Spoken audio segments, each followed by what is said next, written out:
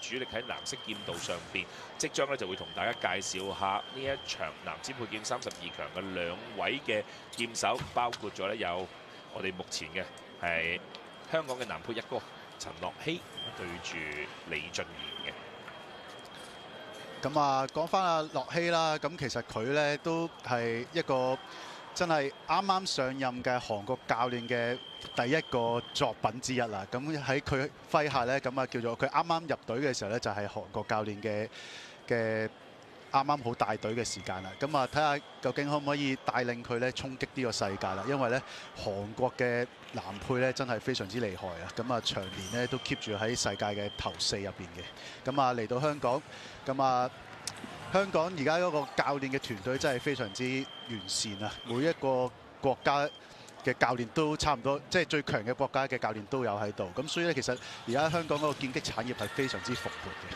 係啦，咁啊講起佩劍組嘅教練啦，咁啊除咗有即係頭先朱 Sir 提到嘅韓國教練之外啦，咁啊亦都有我哋本地嘅教練啦，就係宇明教練啦。咁啊另外亦都有2位法籍嘅教練啦，咁啊一位叫 Pierre 啦，另外一位叫 Philemon 啦。咁其實都係即係前法國國家隊，亦都有執教過即係唔同組別嘅一啲劍手啦。咁所以嚟到香港嘅時候，其實都可以帶到一啲即係我哋又有韓國啦，一啲好體能力量型嘅一啲打法啦，亦都有歐洲咧，可能一啲比較即係技術型啊、戰術型嘅一啲嘅訓練方法咧，都可以帶到俾我哋香港嘅劍手啊。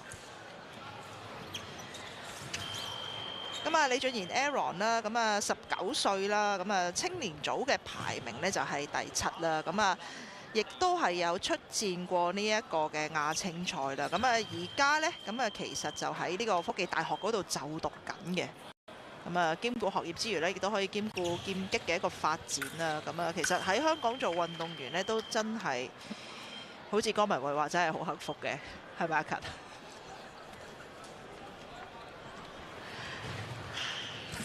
不過喺而家男配咧，你話以往我哋大家比較熟悉嘅一啲港隊嘅劍手啦，而家開始有少少啦，開始換上咗一批嘅新血出嚟啊！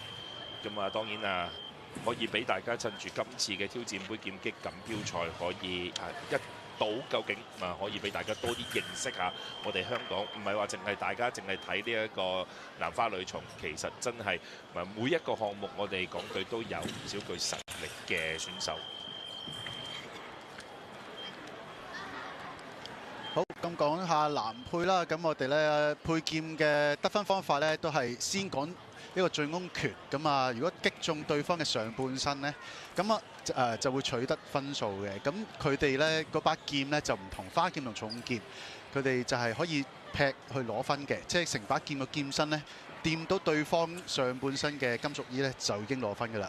所以個速度啊節奏係快好多嘅，因為咧主要要用佢哋嘅步伐咧去拉開對方嘅進攻啊！如果唔係咧，因為嗰把劍咧成把劍都可以攞分，變咗呢個防守咧就比較困難啊！所以多數都係用個距離去做嘅，咁亦都好即係大家都會好進取去爭一個進攻權。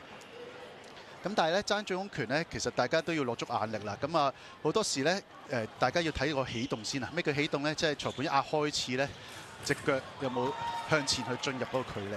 咁之後咧，當你進入個距離嘅時候咧，亦都要留意下佢哋有冇伸手出嚟去打。咁如果你話稍為猶豫停咗步啊，或者縮咗手啊，伸咗手之後再縮翻手嘅話咧，都會俾裁判視為一個不正確嘅進攻咧，個進攻權就會俾咗對方。所以大家都要落足眼力去睇下啦。配劍咧，其實有時真係好快，快到真係睇唔到，即係好多時候。所以其實我哋而家喺劍擊裏邊都有一個錄像回放啦。咁啊，除咗運動員可以要求回放之外呢，其實裁判喺即係判決嘅過程裏邊呢，亦都可以主動去睇嘅。好，呢劍啊，李俊賢做呢個進攻，俾阿陳樂希拉開咗個距離，做咗個防守，然後咧進攻持續得分。所以大家見到咧配劍咧個速度係好快嘅，快到咧個時間都唔會撳嘅。咁我哋去到8分就會休息，咁啊打2節。好，呢劍咧係防守還擊啊，陳樂希。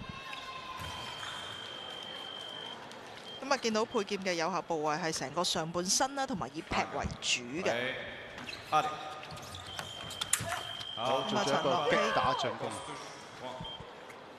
係啦，陳樂希頭先少少慢上啦，睇下阿 Aaron 做啲乜嘢，之後再做個防守還擊啊！咁一上慢起動，加速，咁啊直接就係一個大弓步，打到去後嗰個腰嘅位置。係啦，呢劍咧，李俊賢雖然上前發動啊，但係佢冇伸手去進攻啊，所以啊陳樂希咧做咗一個直接進攻得分。咁其實配劍咧已經快到未必可以喺個開始咗之後先諗啊，所以咧你見到陳樂希咧其實開始嘅時候咧已經好有心思去做一啲上前慢嘅就去睇下對方做啲乜嘢。好，呢劍咧係啊李俊賢做一個上前進攻嘅。咁啊陳樂希唔同意，覺得啊李俊賢跳起咧係原地跳起，冇向前咧，咁佢係捉到一個進攻，咁啊做一個6將上訴。咁啊睇下究竟裁判見唔見到咧？阿李俊賢咧原地跳起嗰下，定係咧李俊賢一路向前，陳樂希反攻。咁啊6將回放咧，都要可能要睇2、3次啊，因為就算係慢鏡都係好快喺配劍。係啦，我哋電視呢個角度都睇到少少，因為李俊賢有少少係，即係其實佢個跳起可以話係叫做第一下舞，或者我哋叫做係喺一個叫做準備嘅 preparation 嘅過程。咁啊，雖然佢成個形態都係向前，咁但係喺配劍嗰度嚟睇咧，係啦，咁啊裁判真係改判啦，咁就係阿 Aaron 上前有一個嘅即係停頓又好 ，preparation 又好，咁啊陳樂希係直接進攻得分，領先到去6-1，咁啊陳樂希啱啱拉開咗啦，佢而家直接呢啲真係力量嘅表現啊！一入到去嘅時候完全拉唔開，你睇下嗰個幾近點走啊，走唔甩，放唔到，咁啊又分啦。咁啊進攻打唔到，咁啊呢件防守還擊嘅，咁啊李俊賢進攻嘅時候咧，劈咗落去啊陳樂希個強部位置啊，咁啊見到佢擋到啦，咁啊直接落埋手就做一個防守還擊，咁啊去到8分啦，咁啊休息1分鐘嘅。係啦，咁啊因為配劍係相對大家都睇到啦，係好快啦，咁所以其實配劍咧理論上咧就好少計時嘅。咁啊，任何一方咧到達8分嘅時候咧，就會休息1分鐘。咁啊，休息1分鐘之後咧，就叫做跳入去就係第2局嘅賽事啊。係啊，始終配劍咧真係快到咧，可能裁判嗌完開始再撳個掣嘅時候，佢已經打完啦。咁啊已經即係可能1秒都卡唔到，咁所以咧都會唔同咗個計時方法嘅，都會可能用分數去俾佢哋作一個休息。好，咁啊休息完畢，進入第2局啦。咁啊睇下究竟啊李俊賢有冇啲唔同嘅方法去睇下可唔可以追翻近少少或者攀平啦。不過就咁睇咧，阿陳樂希嗰個準備啊，同埋佢個力量速度咧，都比阿李俊賢咧優勝。咁所以咧呢個分數咧都好正常啦，8-1。都係做一個慢上。咁啊李俊賢咧上前嘅時候咧有少少行近得滯啦，咁啊變咗陳樂希做一個進攻出手，直接得分。好，咁啊呢劍咧李俊賢進攻嘅時候有啲猶豫啊，亦都係停咗步嘅。咁啊陳樂希捉到呢個停頓嘅時候咧，發動一個進攻，次得分。好，呢劍李俊賢一個進攻完成咗啦，但係打唔中對方，咁啊陳樂希拉開咗再進攻翻，次用得分。好，呢劍陳樂希出手嘅時候咧，咁啊唔中啊，咁啊變咗啊李俊賢做一個反攻，次用得分。好，呢劍咧都係判咗李俊賢停咗啊，係啊，因為始終咧李俊賢咧俾阿陳樂希防咗幾次之後咧，都有少少猶豫啊。咁啊陳樂希見到佢猶豫嘅時候咧，就已經搶出嚟。咁呢劍咧，陳樂希打中咗李俊賢嘅強部位置，咁啊變咗李俊賢做咗一個防守還擊㗎啦。咁啊，但係陳樂希唔同意，咁啊示意裁判入去睇下6將。佢呢一劍咧，其實係有少少卡劍嘅，但係其實似係啊李俊賢其實佢係卡咗佢嗰個線路。咁啊睇下裁判佢覺唔覺得呢一個係構成做一個防守啦。因為陳樂希因為咁啱行嗰條線路咧，李俊賢佢又出手啊。係啊，咁變咗佢有一個聲音卡咗佢個線路，咁所以裁判第一個判決呢就係防守還擊嘅。咁啊，睇下佢哋睇呢個錄像回放之後，咁會唔會改判啦？係呢個好重要，因為咧其實配劍咧真係你後邊1/3咧就係一個防守，前邊嗰2/3咧如果打到前邊1/3就會變咗一個擊打進攻嘅。其實係啦，咁啊裁判維持原判，咁呢一分係俾咗阿 Aaron 嘅。好，呢劍李俊賢進攻咧失誤啊！其實喺頭先個角度咧，唔使睇個燈都睇到係佢嗰個 preparation。咁啊，陳樂希就即係可能大家亦都比較熟啦。咁就係捉佢上步有一啲嘅猶豫。呢劍咧，李俊賢覺得陳樂希咧有啲猶豫啊，覺得佢自己捉到嗰個進攻啊。咁啊，睇下裁判點判啦。咁裁判第一個判決咧就俾咗阿陳樂希進攻嘅。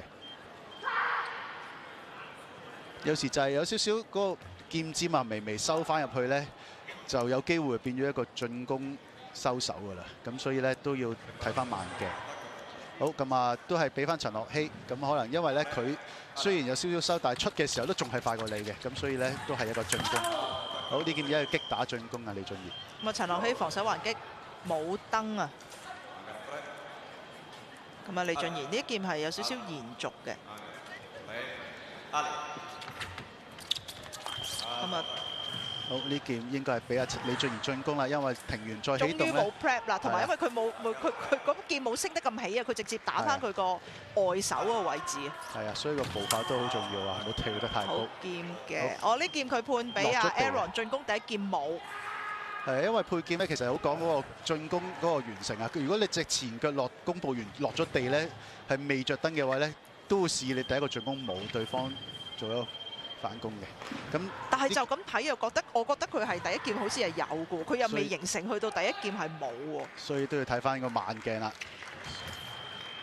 都係俾咗進攻，係啦，進攻第一劍冇啊，係啊。咁佢落咗地先再劈落去啊。咁所以咧，佢第一個進攻已經完成咗，就到阿陳樂希進攻得分。換句話講，陳樂希攞到呢10分啊。咁啊，最終咧陳樂希以15-5可以成功擊敗咗李俊賢，晉級到去16強。與此同時咧因為喺男子配劍方面咧進程都比較快啊。見到而家咧好多嘅場次亦都已經完成咗㗎啦。包括咗周仲希啦，15-5擊敗咗吳其俊。李俊林15-4贏咗鄭松希。麥浩峰15-12咧贏咗歐卓義。羅浩天亦都係我哋另外喺男配方面嘅係主力啊，15-8贏咗咧就係黃宇希。何思朗咧亦都喺32強嘅15-9贏咗杜俊熙。另外黃子恒咧就啱啱以15-8亦都係擊敗咗鄧卓恒嘅。趁呢個時間同大家一齊重溫翻呢，就係陳樂希對住李俊賢呢一場賽事嘅一啲精彩鏡頭。